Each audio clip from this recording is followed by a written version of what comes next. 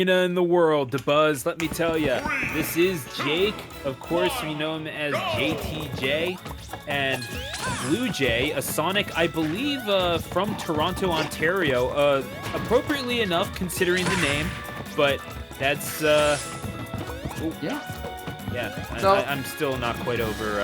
One of my first memories is actually one of my first sports memories is the '93 World Series and watching the Phillies absolutely blow it to the Blue Jays. So maybe just a few, harbored bad memories in that regard. So please excuse that. Nevertheless, I'll get over myself if maybe we have the time. Which, considering the matchup, we just might. Yeah, if you need some therapy, bro, I'm here for you. Don't worry. I was a lot of my friends came to me for advice in high school days. It's only like over 10 years ago, but I'm sure I still got it.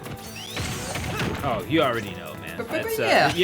You're a good friend to Buzz. What would I do without you? Back to this matchup. I mean, honestly, so far, I feel like it's interesting because Steve is one of the few characters that actually puts Sonic on a clock. Like, in fact, I never thought I'd say the opponents put on clock if their name is Sonic, but for real, between like getting all the resources, the fact that the wall's gonna stop Sonic's moving means he can't like kind of afford to like just try and run around, because eventually he gets shut down, then he's the one getting hit by random stuff. And we're really just seeing like, Sonic out of his comfort zone for once. It's weird though, that wall is also going to present some tech opportunities for Sonic if they want to try to get back into the face of Enderman. But it makes you wonder if you're playing this Sonic like you would say, call it regional bias yet again. But if you were to play this Sonic like say 6WX would have back in the day, then maybe you're doing okay for yourself. You're able to get in the face. You're able to utilize your buttons in a pretty smart fashion, and you are probably able to rush down this Enderman. Though obviously being able to run and jab is going to not exactly hurt you as well. But yeah, obviously you're going to have the wall blocking your way. You're going to be presented with some weird tech opportunities off of walls, as eventually that back air is going to kill, sitting at 73%, however. And BlueJay is not going to be able to do their usual Sonic Wi-Fi stuff here. Jake is presenting some very interesting questions to BlueJay, and now they have about 4.5 minutes to answer.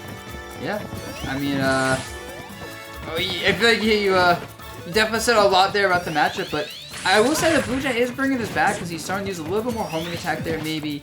He's kind of putting a lot of pressure on. It's funny you mentioned 6WX. That's the name I've heard in like a while, He used to be one of the best Sonics in the world. Played the most aggressive Sonic by far, and when I'll say like most aggressive, I don't mean like, oh, he was so campy. I mean he actually ran you down and made Sonic look like he's supposed to be like in your face. So I can definitely see like that kind of Sonic being really good here if you're comfortable with that kind of play style. But especially if you're a very campy Sonic who's kind of playing game long, it's not gonna work for you. How the mighty have fallen. Buzz needs 1, Buzz needs 2, Buzz needs 3. Yes, play Midnight Online because Midnight Online is busted. That's what I want to hear. Yeah, honestly, it's so funny using Sonic fighting the minecart because he's just not built to fight minecart at all. Like, he's the one that's supposed to be spinning and moving fast.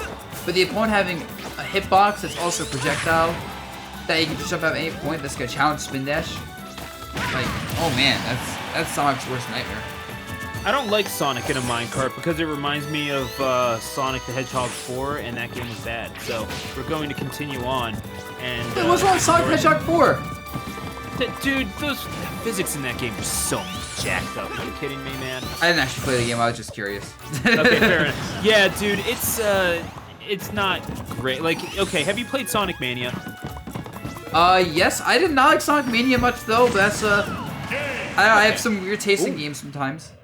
No. I mean, look, man. It's all everything is subjective, Like, but it's at least faithful to the original, 2D Sega Genesis games and all that sort of stuff.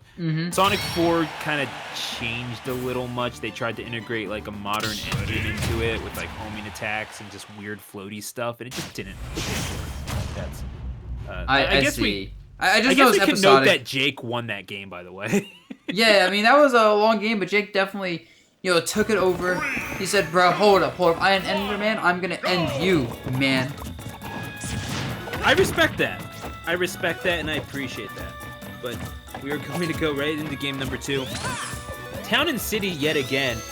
And that's the thing, we're talking about the strength and the general durability of some of these resources. Obviously, they're going to be using the dirt a little bit first, and there's just enough space to potentially fit a minecart in through there to employ that on offense. But yeah, the fact that JTJ isn't really getting challenged all that much until really God, just right now. Yeah, I was about to say. Yeah, and then look at that. Suddenly, though, but immediately as soon as he's getting too much pressure on him, like, just minecart, get him out of there. So many situations where you have to be respecting minecart, you can't be pushing it too much when, like, you're in that line of fire from Enderman. And just get some mining going. He has a diamond in, like, stock ready to turn into a weapon soon, and that's always bad. You see a diamond, you're just like, bruh, is this really gonna happen now? When is he making it? When is he making it? Oh! He's not even making it? I'm so surprised. He's like a broken weapon. He's only 91%. You're playing a risky game here, bro. We're gonna have to see. I don't know, man. This is looking a little perilous for BlueJay as they're getting caught on approach just a little too quickly. Jake is catching on to the timing really well and getting grabs, getting them into combos, and yeah, really doing a whole lot of work with that iron Oh my pickaxe, God! catching these jumps masterfully. He has 2 diamonds now. Yeah, for real though. And he's not even using him. He's just, I think he's trolling at this point, right? He has such a big lead. He's kind of saying, you know, I have a big lead, and I'll hold this, but I won't actually push it. You know, I'll just let you lose the game at this point. The crouch. Just the crouch taunt. Oh my God. Yeah, and the diamond's just kind of there. So, yeah, now you get to break that out. We're going to have to see just how hard diamonds can hit. We know they can take a lot of damage, but... Whoop. Yeah, it gets hit off of the block. Is able to make it back, however. You still got bounced around like a spin ball. That's what I did there. Oh my God, what is he doing? What is he doing? Okay. Trying to do something that didn't work out. Is that just side B? That killed like 100! It must have been bad DI. That's the only way. I mean, you were knocked into so much crazy stuff there. The minecart and then the TNT, like, there's only so much you can really expect someone to do in that instant. Yeah. It's a scary situation to be in, especially since you're already down, like... And JTJ, you know, is one of the higher seeded players here for a reason, so... You also have the stress going in of, like, how do I fight that? But yeah, it really looked like JTJ just kind of used the minecart and the blocks to really limit Sonic's mobility, which is, like, obviously the most important thing with fighting this type of matchup, if you can do it. And now, I think that is it, actually, for pools matches. It looks like we're going to be jumping into top 32, top 64 in 6 minutes. Yeah. Unless there's another match coming up.